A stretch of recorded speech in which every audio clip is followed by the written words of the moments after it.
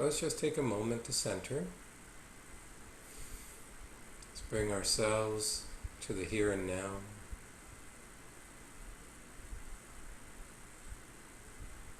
Who knows, prior to this,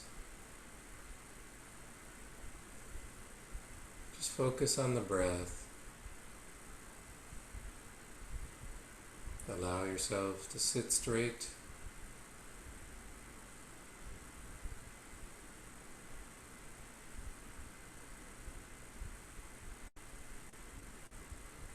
Be totally relaxed.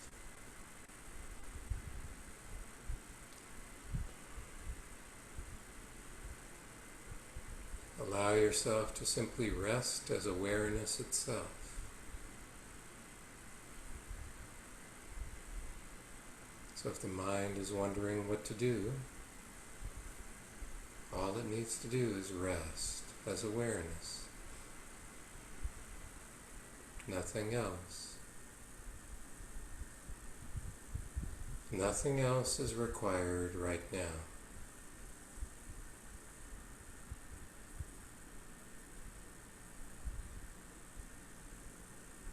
Just rest as awareness itself.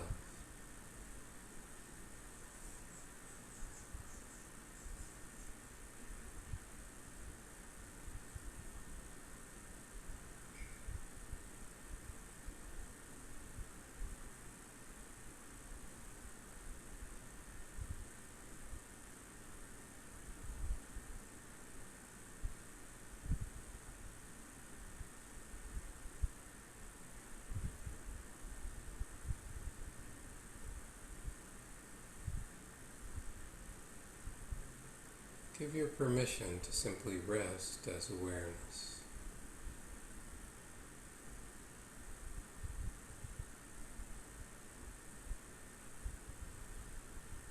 The rest of life will continue.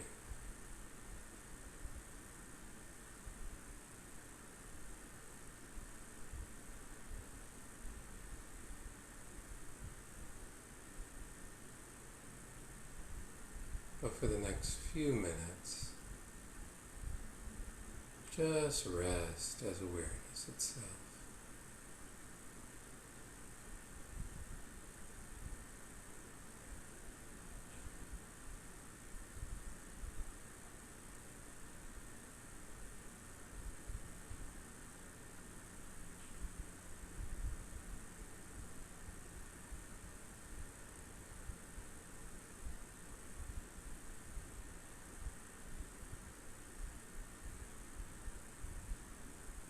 You may notice different sensations.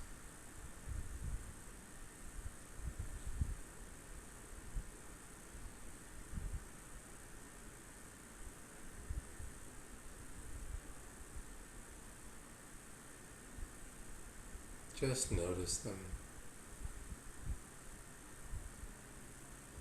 They're not centrally important.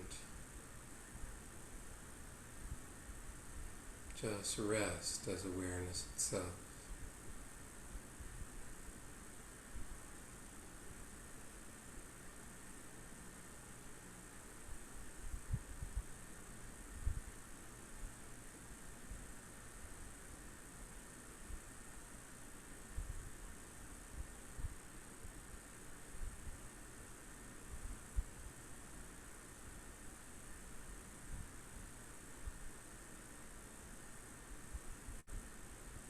Your mind may be confused, wondering, am I doing it correctly? Just remember, it's just the mind. And just rest as awareness itself. Don't mind the mind.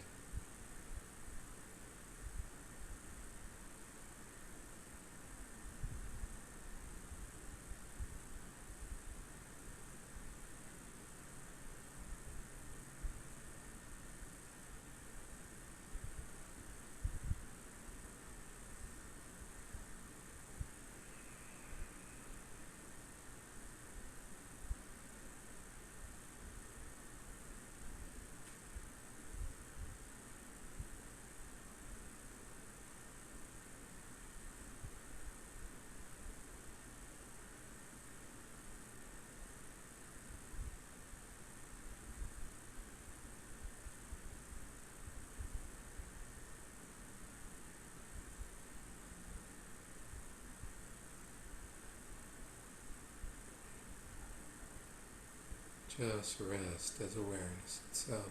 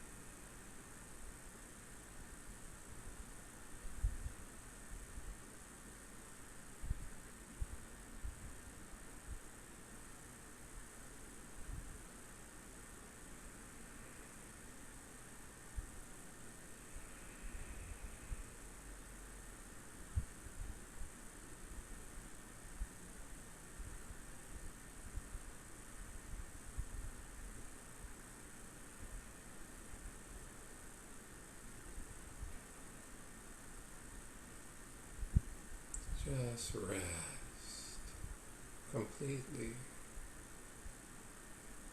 No longer focusing on anything in particular. Just allow the body to rest completely, totally, alertly.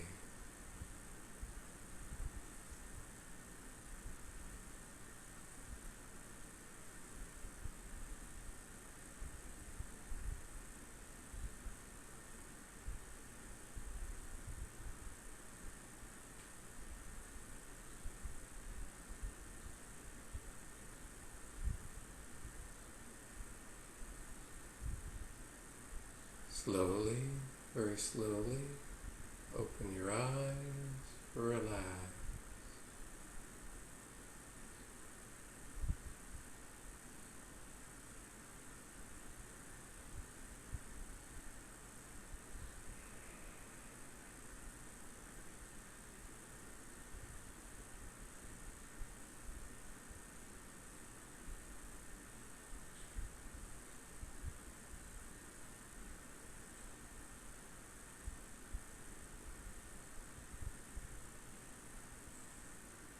So in many ways, there's that part of us that's looking to rest.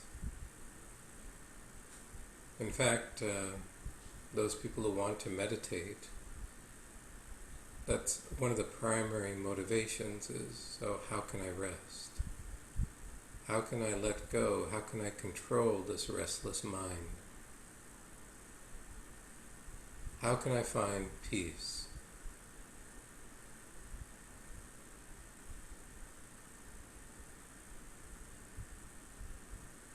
So we're going to try an opposite exercise.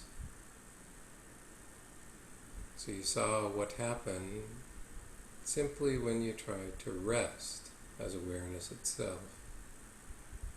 There was no real search for anything, no real struggle.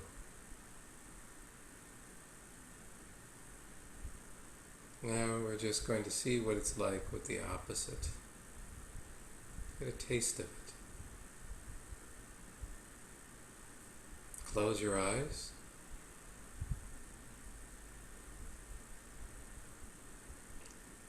Try with whatever effort you know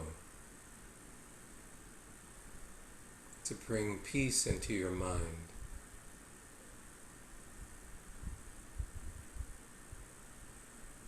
You can try focusing on the breath, mantra, whatever you want to do, but try to remain peaceful for the next few minutes.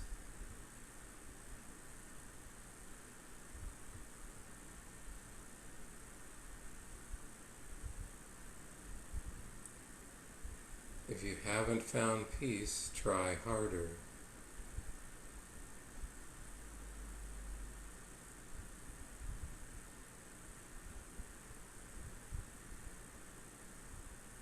You can try harder. I'm sure it's just around the corner.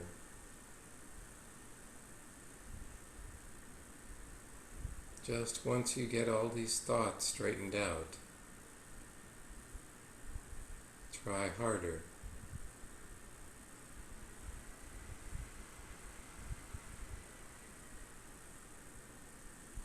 Struggle intensely to find that peace.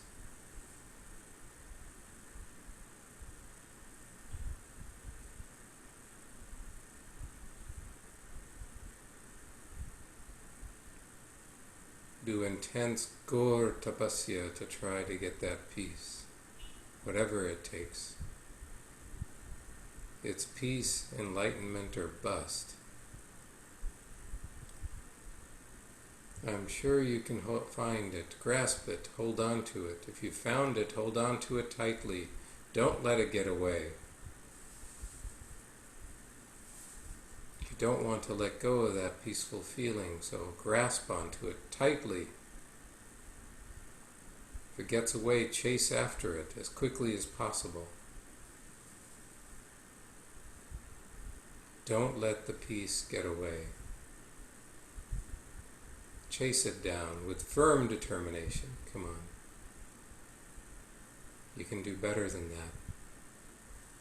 You can't fail at this. Don't be discouraged. Try harder. I'm sure it's just that you're not trying hard enough. Try harder.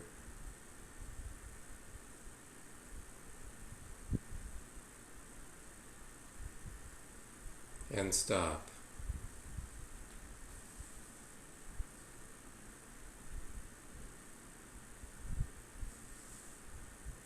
I'm pretty sure the second experience was not like the first.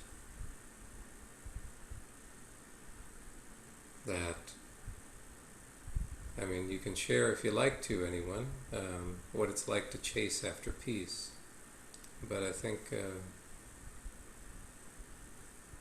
it's pretty futile. So you can't find peace by constantly running after it. And that's for most seekers of peace, for most seekers of truth, it takes a long time to come to this realization. It's a very obvious one.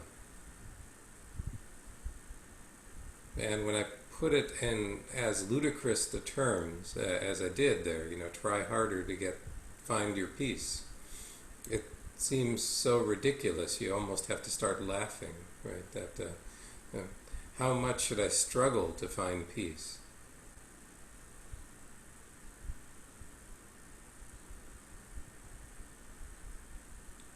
And there's the paradox, right? You can never struggle hard enough to find peace, because peace is simply, by its very statement, the absence of struggle.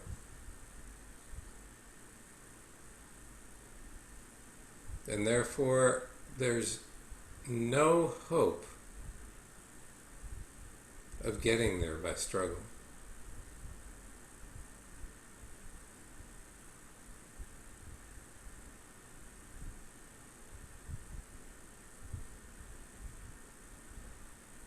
Because peace is more a negative than an object to be grasped. In the same way, truth is more a negative than an object to be grasped. That which is sat, that which is ananda, is ever present. And therefore it never needs to be created. And in fact, it cannot be created. It's part of the uncreated in you. So that uncreated part of you cannot be acquired. It is not an acquisition, which is a good thing, because if somehow you can acquire God, you can acquire peace, then it can also be taken away. right? If I claim I can give you enlightenment, then I have the power to take it away from you.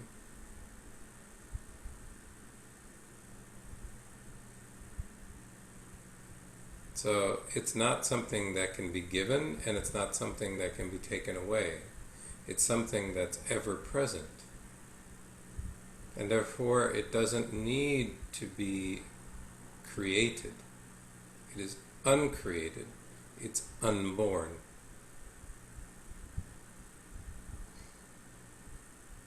And the chasing it simply creates greater separation. Or actually, it's not real separation, but I'll say the illusion of separation. So the term could be called avidya. Avidya simply means I lack knowledge. Separation is avidya. More than anything else, it's perceived separation, because in fact, I can never be separate. There is not a moment in my lifetime, in anyone's lifetime, that they're not already Sat, Chit and Ananda. And this is where Krishna in Gita says it very beautifully, from me comes knowledge and forgetfulness. Beautifully said, right? Knowledge and forgetfulness, both opposites. There's times we forget, and that forgetfulness is as much a divine quality as the knowledge.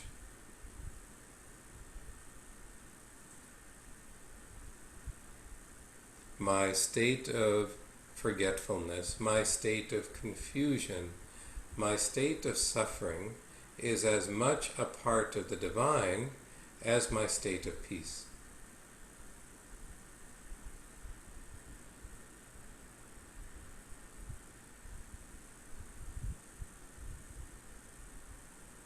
It is simply the divine manifesting as confusion, as forgetfulness.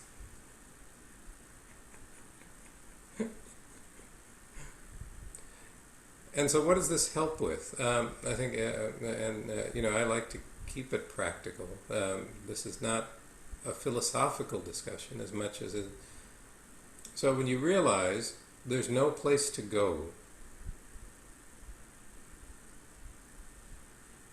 that there's actually nothing to achieve in all of this, then maybe for a moment you can just stop running and see the truth as it is. So it's an invitation to stop running.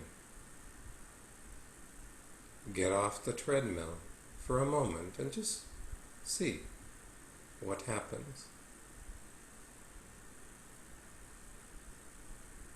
And that was kind of the first practice, right? What happens when I simply rest as awareness? Get off the treadmill. And all of a sudden I seem to notice things have sort of gotten peaceful by themselves. I didn't really need to do anything. In fact, it's simply because you stopped doing that which was always there became obvious. So that's the Patanjali's Yoga Sutras, right? Patanjali calls thoughts rittis. And then as the rate of thinking is high, then it's like ripples in a pond. So you look through the pond, you cannot see the bottom. It looks very distorted. You can't see what's there. If it's at a high enough rate, right, it's almost like looking at the world through a kaleidoscope. Whereas the ripples change in frequency, right? You see the different patterns change, and you're like, ooh, that's interesting, and oh, I could try this, and that's interesting. And yet, it always seems empty in the end. So there's that emptiness to it simply because it's not based on truth. It's simply your mind messing with a bunch of ripples.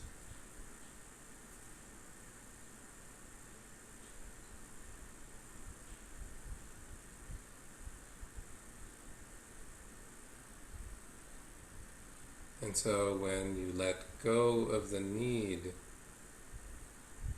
to achieve, let go of the need to control, that which is already there becomes very, very obvious. Again, the backward step. It's very obvious. It's so obvious it's missed.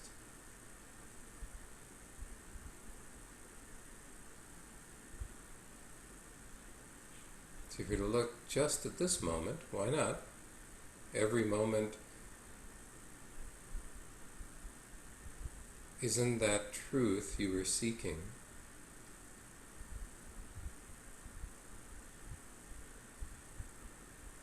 Present at this moment specifically? Isn't it actually there?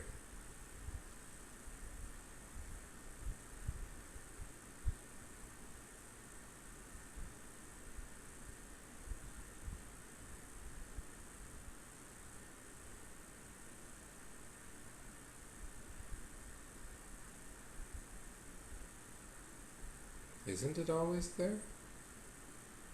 Then if it is always there, isn't it there right now?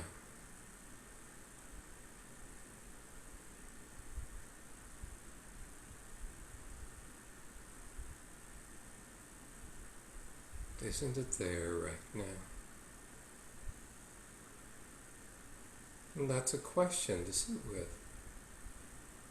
Isn't that peace I'm seeking already there?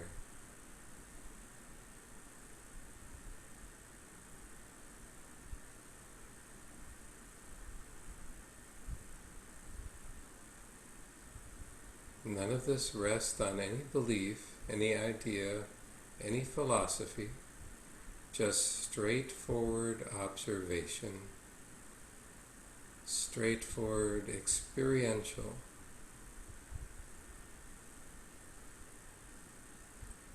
Isn't that peace I was seeking already there?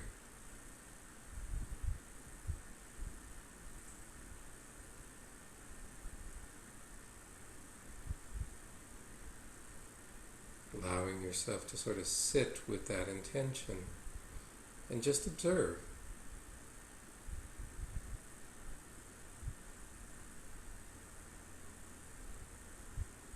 What does that intention reveal?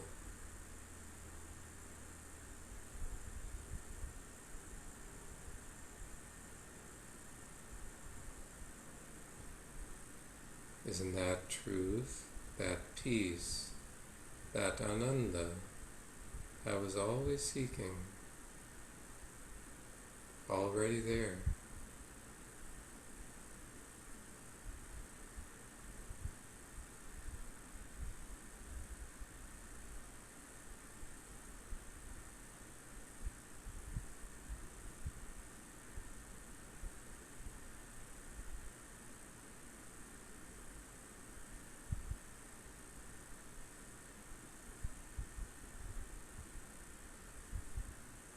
Just notice it.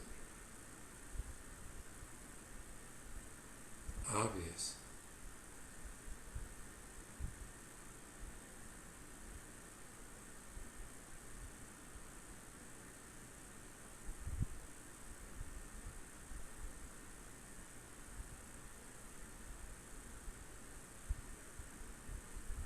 And as you notice, there may be a part of you that wants to hold on to it, grasp on it.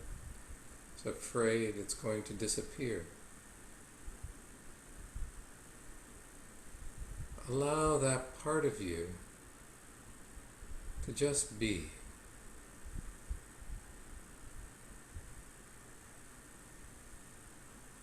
without really becoming involved.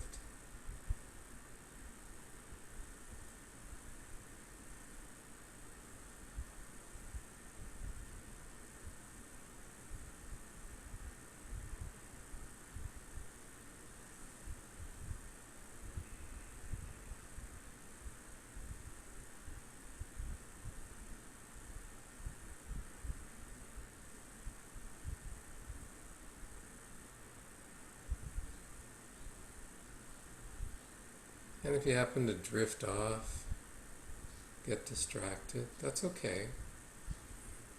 Just bring yourself back and just notice.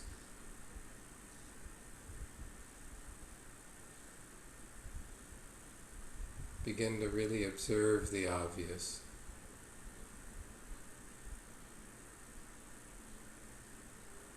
That peace you were seeking, the truth you were seeking, the self you were seeking, are already there. You were never separate from any of those.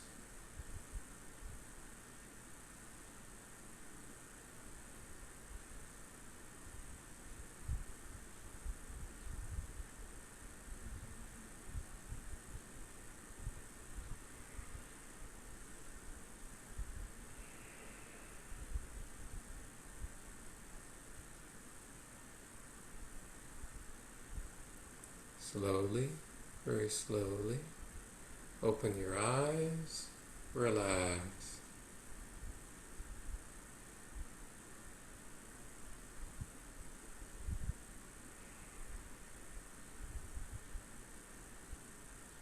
So you can really see kind of the obviousness of the veil of separation. You don't have to look far.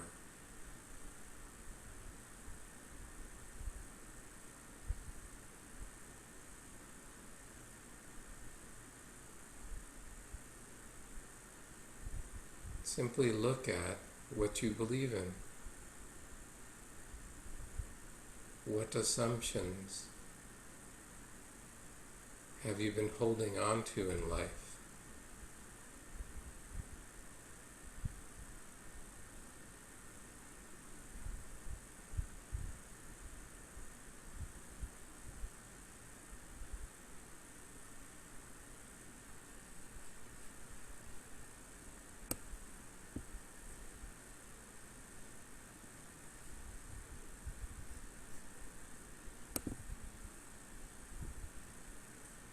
Any questions so far?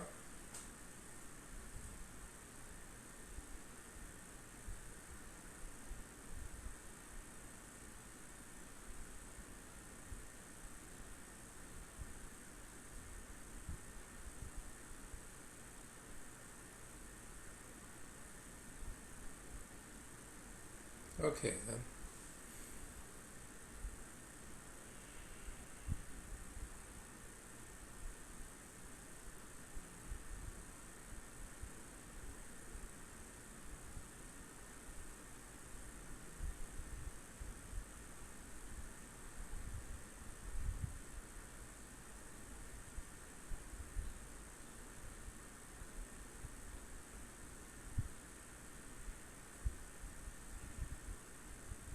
So then we'll just stop for a moment.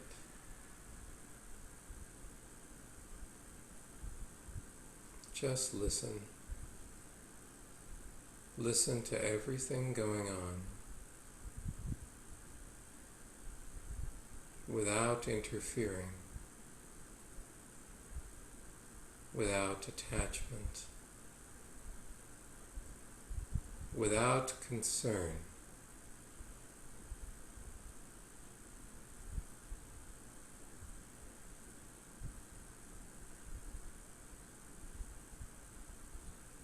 So whatever is going on inside and out, just observe, listen intensely.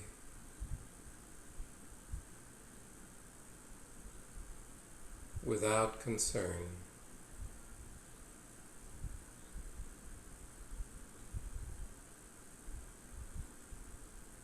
kind of like you would observe animals in the wild kingdom, right? Just observe all those thoughts, feelings, ideas, memories as they're happening right now.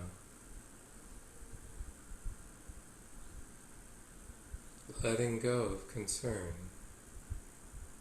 Whether they come, whether they go.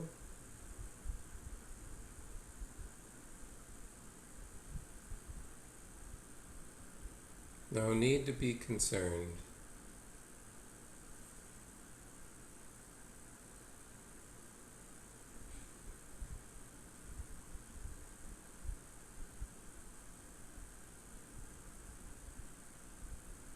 And just notice.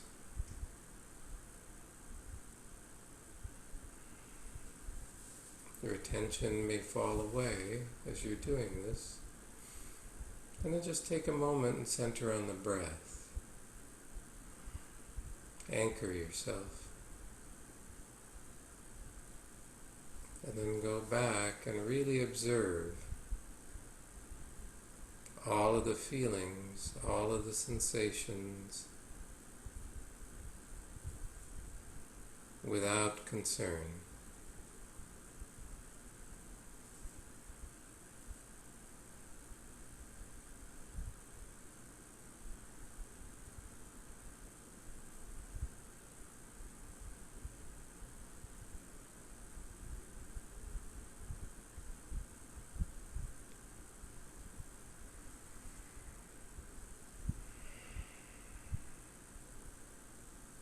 Notice if you get lost. Eventually you notice that you're lost, at which point you're free again to notice everything without concern, allowing the changing to change.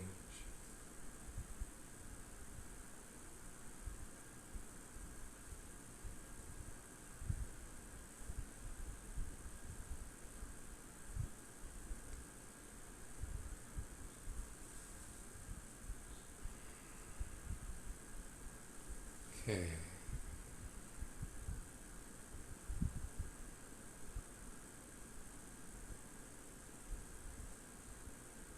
Just keep noticing.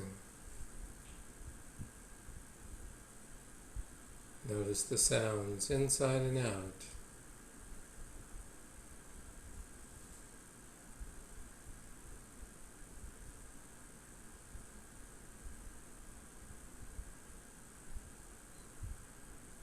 Notice how that part of you that's curious, the conscious part of you, starts to look and observe the inner space.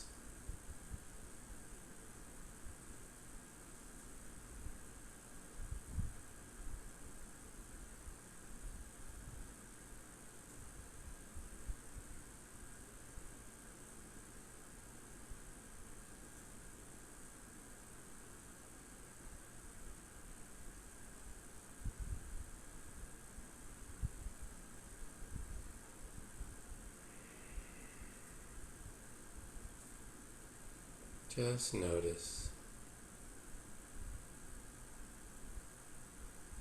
allowing everything to fall away.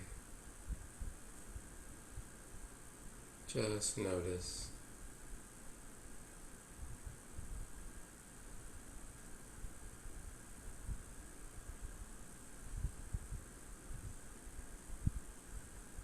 Okay. Slowly, very slowly, open your eyes, relax.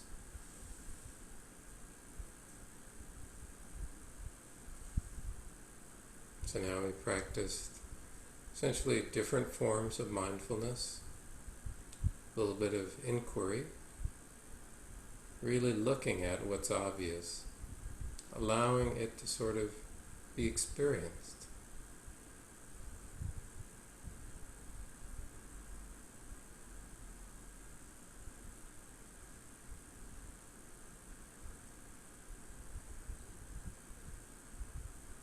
now we can spend a little bit of time. Sometimes things are a little bit more difficult when there's a great deal of attachment. So what is attachment? So attachment actually has nothing to do with the physical. You can be a monk and be attached. You can be a king and be detached.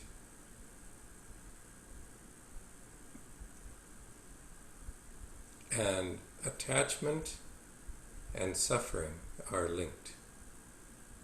So what is this thing we call attachment? What do we call detachment? What are we actually becoming detached with?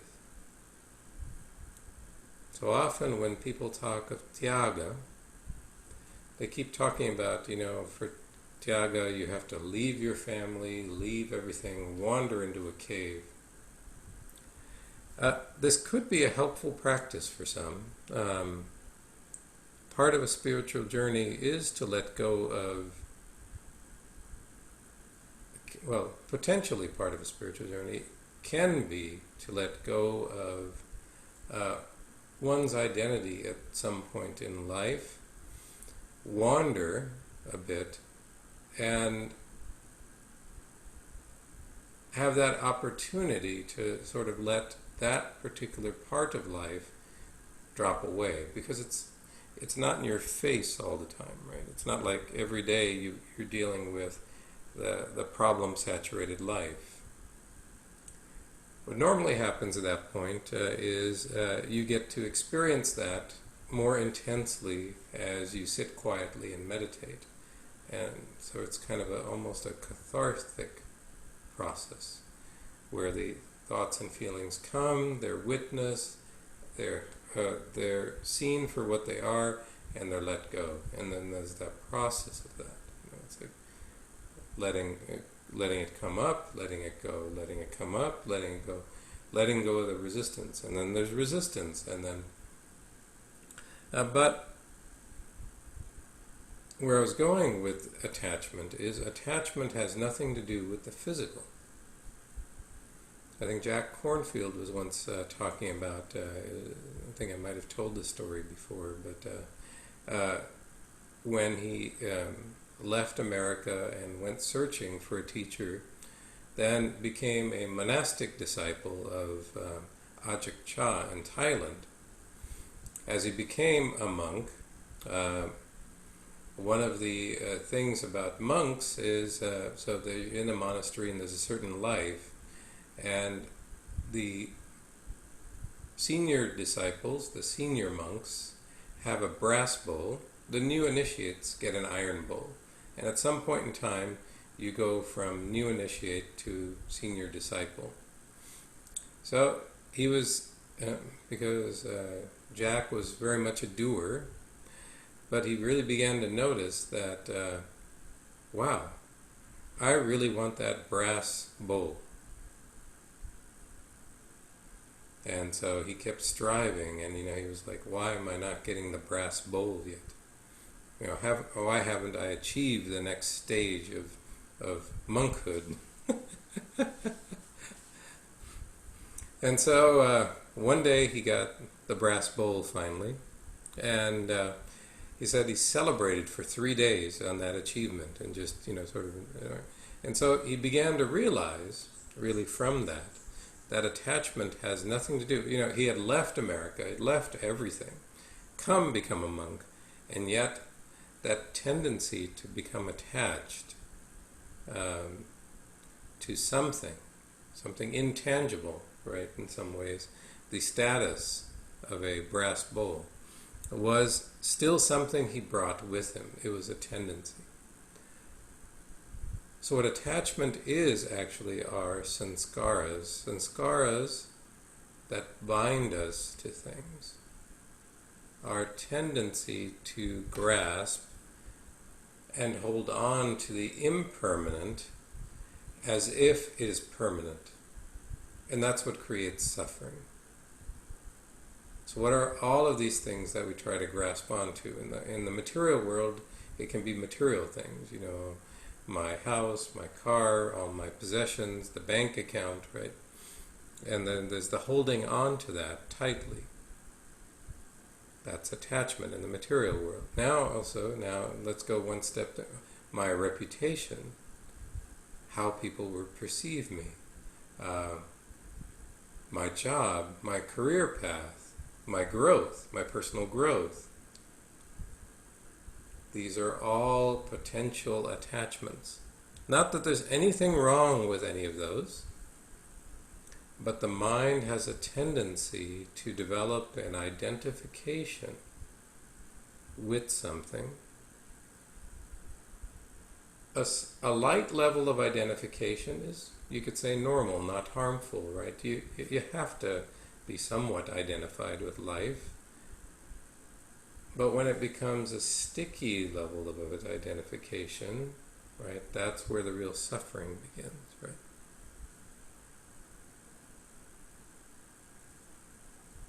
A light level of identification is, this is my bank account. Yes, I don't want it taken. Right, this is my home. I don't want someone else to squat here. Right, these are things that, yes, desirable. But underneath, there's a realization that none of those things are actually permanent. That they are fleeting. They'll come and they'll go. They'll come and they'll go.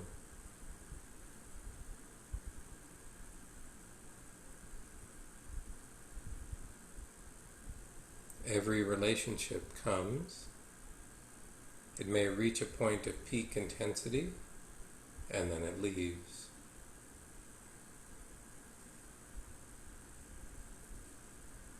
Right? Even lifelong friends continue until one of them dies.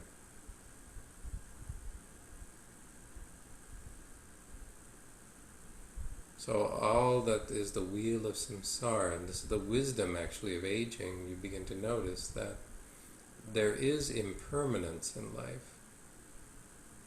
And therefore everything I believe I'm attached to, again it's a belief that I'm holding on to for dear life, is actually going to leave me. And there are certain practices that we can do to sort of facilitate that understanding. And one of them is actually to attend your own funeral.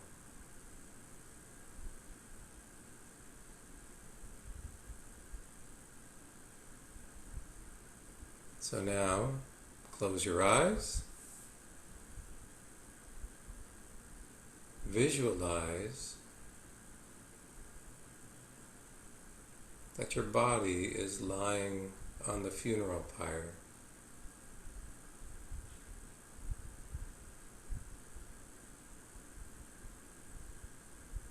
It is there, still empty.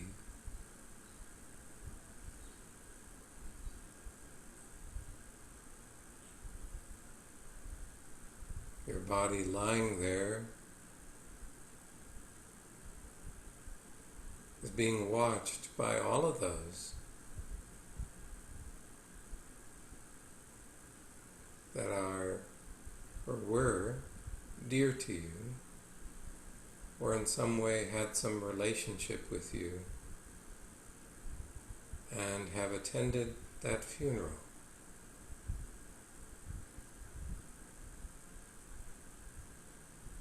They're observing the body dead on the funeral pyre.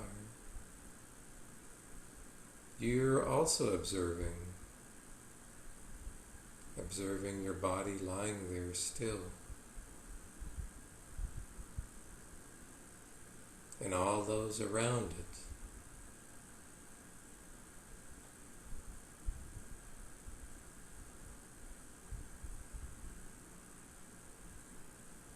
And then the torch is lit. The fire begins to burn. You notice how the flames grow high around the body.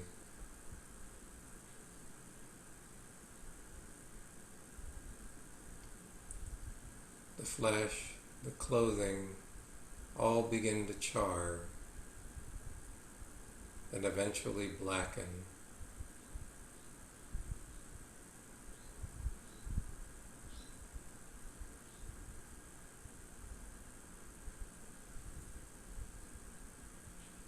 You continue to observe,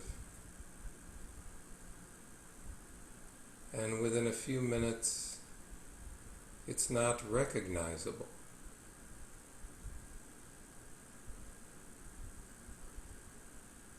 It has burned away.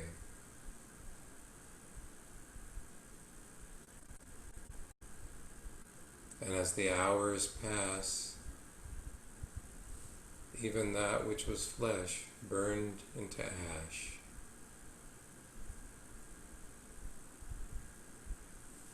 In the heat of the fire. Yet you're still there observing.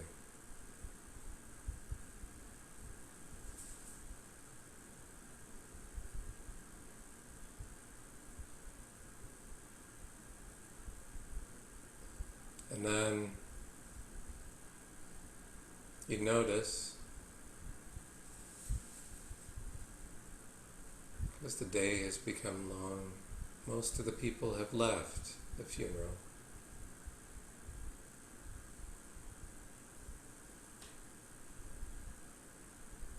They may be back tomorrow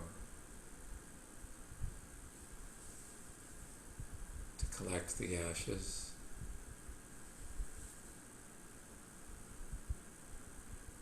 But all that's left is the burning embers, the remains, in an empty room.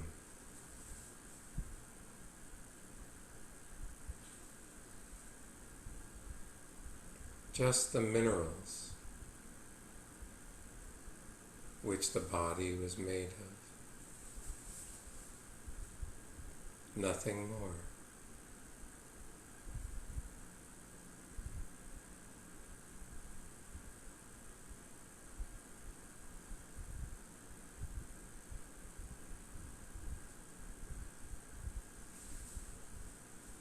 And yet, I still exist.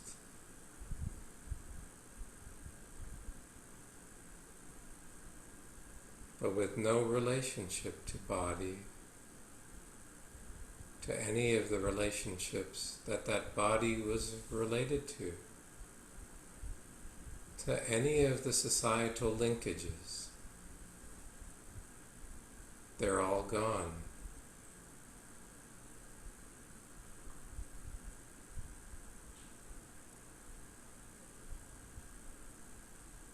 Only I exist.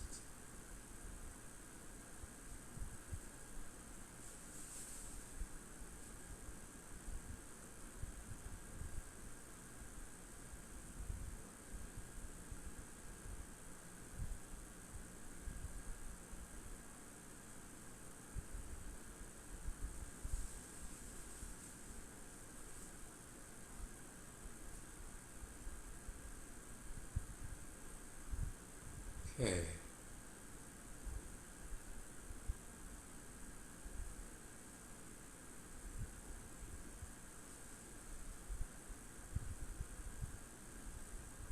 Only I exist.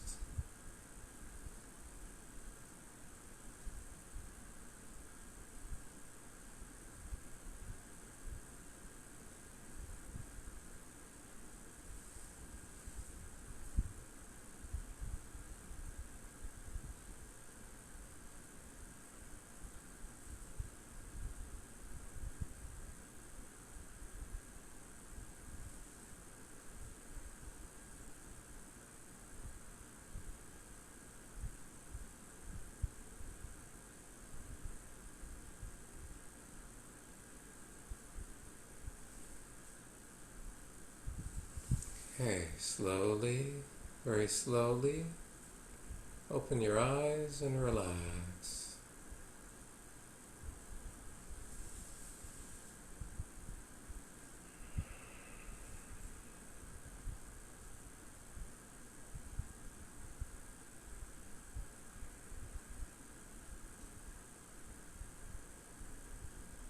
Okay. It's just about time to end.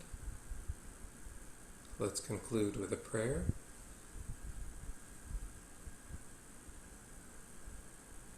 Om Sarve Bhavantu Sukhinah Sarve Santu Niramaya Sarve Bhadrani Pashyantu Ma Kaschit Dukha Bhavet.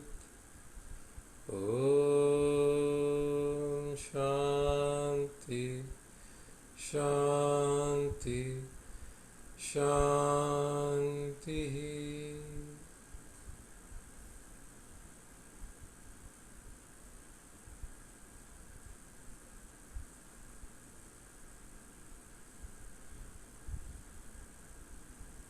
Okay.